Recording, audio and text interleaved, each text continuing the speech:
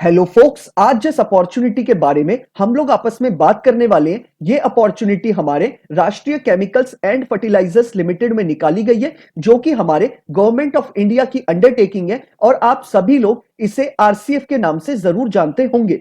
RCF ने अपनी official website पे ऑन 2 ऑफ नवंबर 2023 को ये डिटेल्ड एडवर्टाइजमेंट पब्लिश किया था regarding recruitment for various departments. हम इन वेरियस डिपार्टमेंट्स में स्पेसिफिकली लीगल डिपार्टमेंट की वैकेंसी के रिगार्डिंग बात करेंगे कि कितनी नंबर ऑफ वैकेंसी हमारे लीगल डिपार्टमेंट में निकाली गई है, क्या एलिजिबिलिटी क्राइटेरिया हमारे लीगल डिपार्टमेंट के कैंडिडेट्स के लिए रखा गया है और कौन सी डेट से पहले हमें इस फॉर्म को फिलअप कर लेना है ताकि हम इस पूरे रिक्रूटमेंट प्रोसेस का पार्ट बन पाए। ये सारी डिटेल्स आपके साथ शेयर करने से पहले एक इंपॉर्टेंट इंफॉर्मेशन वीडियो की स्टार्टिंग में आप सभी कैंडिडेट्स को देना चाहता हूं। जो भी कैंडिडेट अभी लॉ स्टूडेंट है, लॉ ग्रेजुएट हो चुका है या फिर प्रैक्टिसिंग एडवोकेट है ऑल ओवर इंडिया के किसी भी कोर्ट में, अगर वो चाहता है हमारे इंडिया में हमारी लीगल फर्टिनिटी के रिगार्डिंग कोई भी वैकेंसी निकले, चाहे वो आपकी इंटर्नशिप की वैकेंसी हो, चाहे वो आपकी जुडिशरी की वैकेंसी हो, चाहे कोई कॉर्पोरेट वैकेंसी हो या फिर सेंट्रल और स्टेट गवर्नमेंट के द्वारा निकाली गई कोई बैंक की वैकेंसी हो या फिर पब्लिक सेक्टर अंडरटेकिंग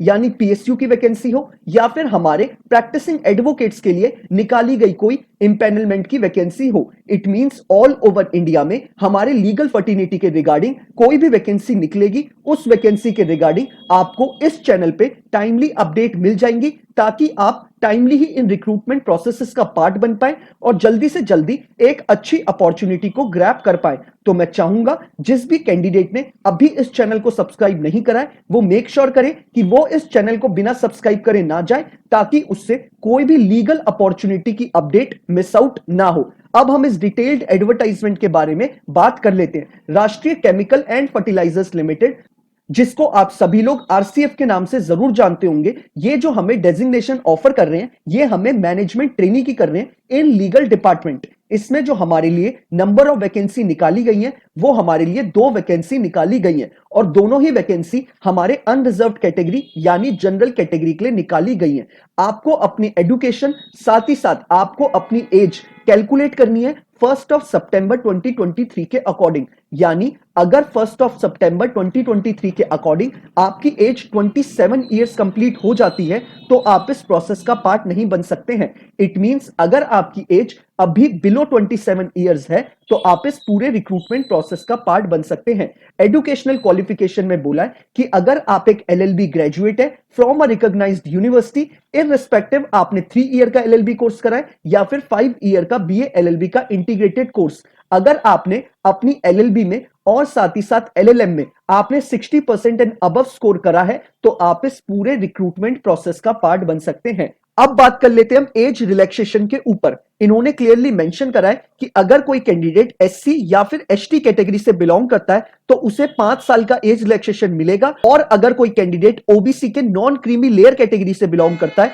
तो उसे 3 साल का एज रिलैक्सेशन प्रोवाइड करा जाएगा। अगर कोई कैंडिडेट पीडब्ल्यूडी कैटेगरी से बिलोंग करता है तो उसे 10 साल का एज रिलैक्सेशन प्रोवाइड करा जाएगा। अब बात कर लेते हैं हम एप्लीकेशन फी के रिगार्डिंग। इन्होंने क्लियरली मेंशन करा है कि जो भी कैंडिडेट अनरिजर्व्ड कैटेगरी से बिलोंग करता है उसके लिए जो एग्जामिनेशन फी रखी गई है वो आपका 1000 रुपीज रखी गई है और जो candidate SC ST PWD category, ex serviceman या फिर फीमेल कैटेगरी से बिलोंग करता है तो उसके लिए जो फी रखी गई है वो आपका 0 रुपीज रखी गई है। यानी SC ST PWD category, female category और एक्स सर्विसमैन कैटेगरी के लिए ये फॉर्म फ्री ऑफ कॉस्ट रखा गया है। सिर्फ अनरिजर्व्ड कैटेगरी वाले कैंडिडेट, इकोनॉमिक वीकर सेक्शन वाले कैंडिडेट और हमारे ओबीसी के कैंडिडेट के लिए 1000 रुपीज की फी रखी गई है।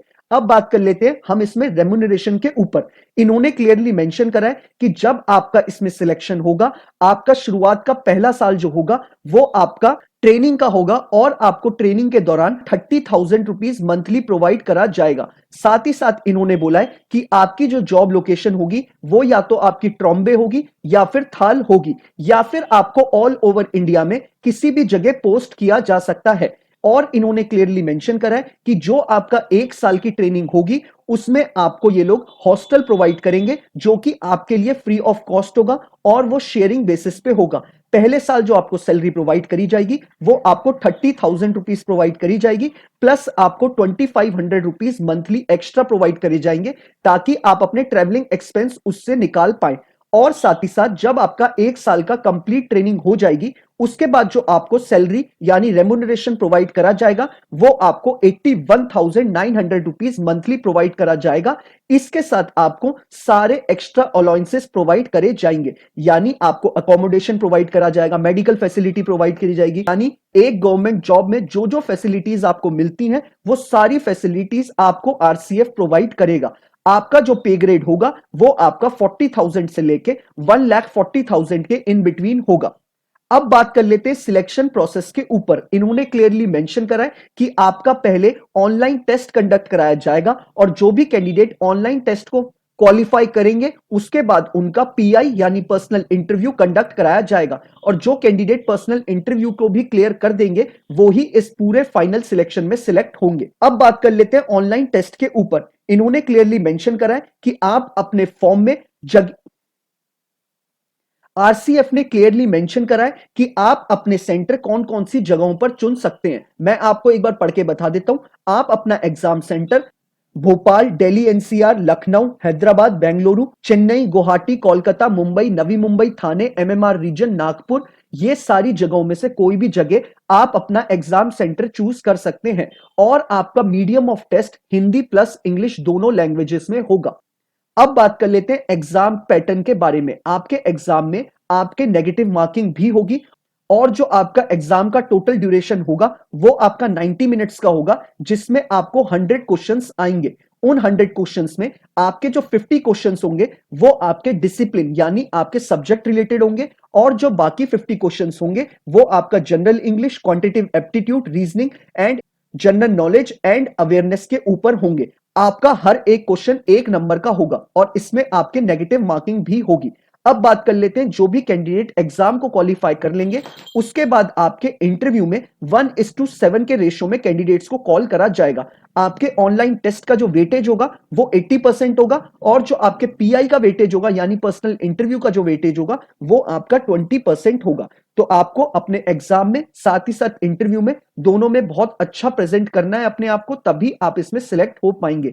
बाकी ये बहुत अच्छी अपॉर्चुनिटी है। अगर आपका इसका एलिजिबिलिटी क्राइटेरिया आपके साथ मैच करता है तो आप मेक श्योर करिएगा कि आप इस फॉर्म को जरूर अप्लाई करें। इन केस अगर आपको कोई क्वेरी है इस पूरे फॉर्म के रिगार्डिंग तो आप लोग मुझे इंस्टाग्राम या ट्विटर पे टेक्स्ट मैसेज ड्रॉप कर दीजिएगा। मैं मेक श्योर करूंगा हर एक कैंडिडेट को टाइमली रिप्लाई कर दूं ताकि वो जल्दी से जल्दी अपने फॉर्म को फिलअप कर पाए और अपनी प्रिपरेशन उसी अकॉर्डिंग शुरू कर पाए। और इस फॉर्म के रजिस्ट्रेशन आपके 17 नवंबर 2023 से चालू हो गए हैं, जो कि आपका कल का ही दिन था। और इस फॉर्म को फिलअप करने की जो लास्ट डेट रखी गई है वो आपकी 1 दिसंबर 2023 टिल 5 PM। आपको मेक श्योर करना है कि आप 1 दिसंबर 2023 शाम 5 बजने से पहले इस फॉर्म को फिलअप कर दें, तभी आप इस पूरे रिक्रूटमेंट प्रोसेस का पार्ट बन पाएंगे। बाकी अगर आपको ये एडवर्टाइजमेंट खुद से पढ़ना है तो नीचे डिस्क्रिप्शन बॉक्स में जो आपको पहला लिंक अवेलेबल है, आप जैसे ही उस पर क्लिक करेंगे आपको ये पूरा एडवर्टाइजमेंट आपके स्क्रीन पे खुल के आ जाएगा। आप चाहे तो इसे डाउनलोड कर सकते हैं या फिर अपने स्क्रीन पे इसे स्क्रॉल डाउन करके आप इसे वहीं पर पढ़ सकते हैं। बाकी नीचे ही डिस्क्रिप्शन बॉक्स में आपको सेकंड लिंक जो अवेलेबल होगा, आप जैसे ही उस पर क्लिक करेंगे आप डायरेक्टली राष्ट्रीय केमिकल एंड फर्टिलाइजर्स लिमिटेड यानी आरसीएफ की ऑफिशियल वेबसाइट पे चले जाएंगे, जहां पे आप अपने पूरे फॉर्म को फिलअप कर सकते हैं। इनकेस फॉर्म को फिलअप करने में कोई क्वेरी है तो आपको मैं बता चुका हूं कि आपको मुझे कैसे रीच आउट करना है। बाकी अगर आपको ये वीडियो पसंद आया हो तो आप इसे लाइक शेयर जरूर करिएगा। बाकी अगर आप लोग चाहते हैं कि ऐसे ही हर एक लीगल अपॉर्चुनिटी के बारे में आपको टाइमली अपडेट मिलती रहे तो आप मेक श्योर करिएगा कि आप इस चैनल को बिना सब्सक्राइब करे ना जाएं। Thank you so much.